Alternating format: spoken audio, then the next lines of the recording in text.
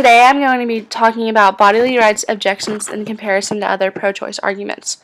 Then I'm going to tell you how to refute a bodily rights argument and give you biblical support for that.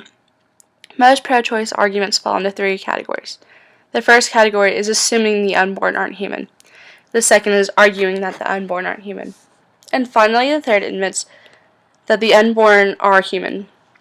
I will briefly review the first two and then discuss the third. An example of assuming the unborn isn't human is like trotting out the toddler. Can you kill a child in the privacy of your own home? Well, no. Why not? You can't kill the child because they are human. Now the question is, are the unborn human? The second argument says the unborn baby isn't a human being. They say the unborn can't think, so it's not human, but there are only 4 differences between the child in the womb and the one who is born. These differences are size, level of development, environment, and degree of dependency. None of these differences would be valid arguments for the unborn child not being a human. Now we discuss the third category, which is admitting the unborn are human. They say a woman is in control of her own body, so she can do whatever she wants with it. Judith Jarvis Thompson said, "The mother's right to bodily autonomy trumps the baby's right to life." Their slogan is, "My body, my choice." This is the sovereign zone. Most pro-lifers would say, "No, that's not your body," but pro-choice says, "I'm allowed to do what I want because it's my body, so I can kill it if that's what I want to do." However, the child inside the body or outside the body is safe. David Lee said, "The birth canal is the new Mason-Dixie line. This means that the child is like a slave until they can cross into the free area."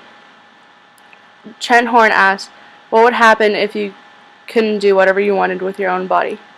You can't purposely hurt the child in the womb by taking certain medications like thalidomide, but because they don't want you to hurt the baby, yet it's fine to kill that baby.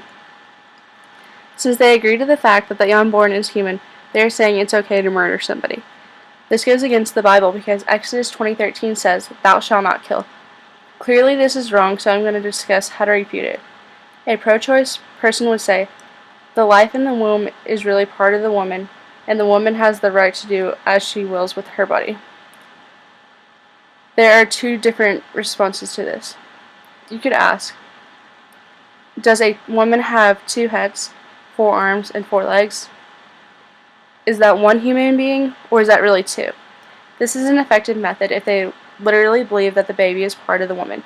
The second response to that is the baby is only part of the woman because it is inside of her. The woman's body is separate from the child inside, and her body feeds the baby's body. Also, the baby has a different DNA strand and different brainwaves from the mother's. Thus, the baby is an independent life, and it deserves the right to live. People say abortion is morally right because it is legal, but you have to remember at one time slavery was legal too.